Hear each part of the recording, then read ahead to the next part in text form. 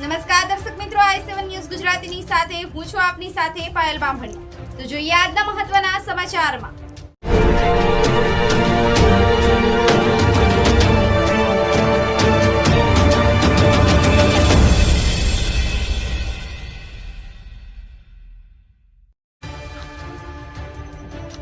ઈડર ચાંડપ જનકલ્યાણ trust સંચાલિત સર્વોદય હાઈસ્કૂલમાં નવીન મકાનનું ઉદ્ઘાટન સમારોહ યોજાયો। ઈડર તાલુકાના ચાંડપ મુકામે 1970થી સર્વોદય હાઈસ્કૂલ ચાંડપમાં ચાલુ હતી, પરંતુ સર્વોદય હાઈસ્કૂલનું મકાન ન હોવાથી ચાંડપ ગામના શેઠ મુરજીભાઈ સોનીએ 2001માં શાળા માટે જમીન વિષ્ણુભાઈ રાવલને જનકલ્યાણ ટ્રસ્ટમાં દાન આપ્યું હતું। ચાંડપ ગામની સર્વોદય હાઈસ્કૂલને 54 વર્ષે શાળાનું પોતાનું મકાન મળતા હર્ષ લાગણી વરસાવી હતી। ઈડર તાલુકાના ચાંડપ ગામના જનકલ્યાણ ટ્રસ્ટ સંચાલિત સર્વોદય હાઈસ્કૂલને 54 વર્ષે શાળાનું પોતાનું મકાન મળ્યું હતું, જે અંતર્ગત 16 જુલાઈના રોજ વહેલી સવારે શાળામાં હવન યજ્ઞ પ્રોગ્રામ કરવામાં આવ્યો હતો। 17 જુલાઈના વહેલી સવારે વડિયાવીર બિલેશ્વરે ધામના મહંત શાંતિગીરી મહારાજના હસ્તે મકાનનું ઉદ્ઘાટન કરવામાં આવ્યું હતું। આ પ્રસંગે વિદ્યાર્થીઓને યુનિફોર્મ ચોપડા વિતરણ કરી દાતાશ્રીઓ તેમજ વય નિવૃત્તિ ગૌરવપ્રદ વ્યક્તિઓનું સન્માન સમારોહ યોજાયો હતો, જેમાં જમીનદાતા મુરજીભાઈ, ઈડર ધારાસભ્ય રમણલાલ વોરા, રાજ્યસભા ઠાકોર જુગલજી ઠાકોર, જિલ્લા ભાજપ પ્રમુખ કનુભાઈ પટેલ, ઈડર તાલુકા પંચાયત પ્રમુખ કાંતિભાઈ પટેલ, કોંગ્રેસના રાજેન્દ્રસિંહ કુંપાવત, રામભાઈ સોલંકી, કેમ પટેલ, વિદ્યા મંદિરના કિરણભાઈ પટેલ, ભાનુભાઈ પટેલ તેમજ ગ્રામજનો અને શાળા પરિવાર મોટી સંખ્યામાં ઉપસ્થિત રહી કાર્યક્રમને સફળ બનાવ્યો હતો। Bureau chief Hasmukh Prajapati, i7 news Gujarati, Sabarkantha. મારું નામ મુરજીભાઈ નારાયણ સોની છે। હું ઓમ તો મેવાડનો વતની છું, કુંભલગઢ કેલવાડાનો, પણ આજથી 60 વર્ષ પહેલા આ ગામને મેં મારી કર્મભૂમિ બનાવી। તારીખ 7/1/1999માં મારા માતાજીનું દેવસ્થાન થઈ ગયું। એ વખતે આ ગામના 60 થી 70 માણસો અહીંથી 250 કિલોમીટર મારે ઘેર લોકા ચાલાયેલા। એ વખતે મને ખબર હતી કે આ ગામમાં હાઈસ્કૂલની જમીન નથી। 30 साल पहला स्कूल आ जमीन में 40,000 में वेचाती राखी थी अल्लाहजी रણછોડજી પાસે। એ વખતે મને એમ થયું કે આ ગામ લોકોએ મારી કદર કરી છે। મેં ગામ લોકોને બોલાવીને કહ્યું કે આપણા ગામમાં હાઈસ્કૂલની જમીન નથી, એટલે આ જમીન જે મારી રાખેલી છે 1 એકર, આ જમીનના આજથી હાઈસ્કૂલ માટે મેં તમને દાનમાં આપી દીધી ને તમે જગ્યા સ્કૂલ બનાવો। મારું નામ વિષ્ણુભાઈ અમૃતલાલ રાવલ। 1981માં હું સામાન્ય પરિવારમાંથી હતો।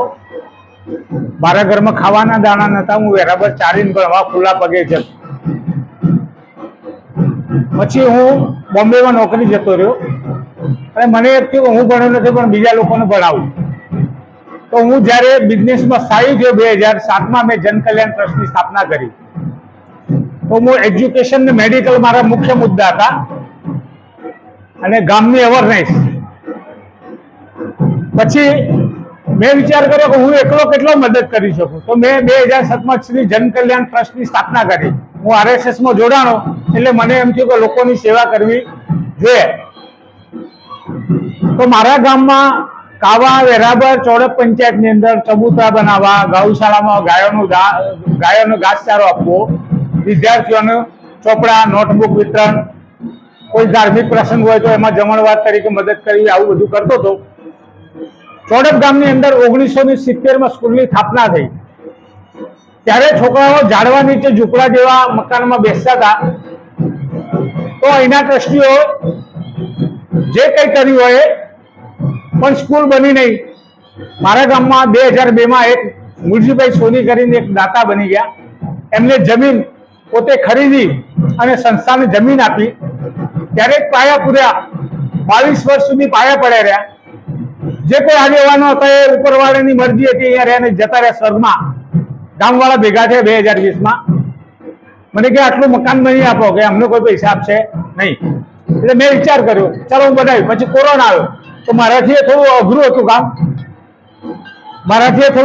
કામ, એટલે મેં તો મારી પાર્ટીઓ, જે મારા ફ્રેન્ડ સર્કલ ત્યાંથી લાવ્યો અને મેં મારાથી યથાશક્તિ વધારેમાં વધારે યોગદાન આપી અને આ સ્કૂલ ઊભી કરી।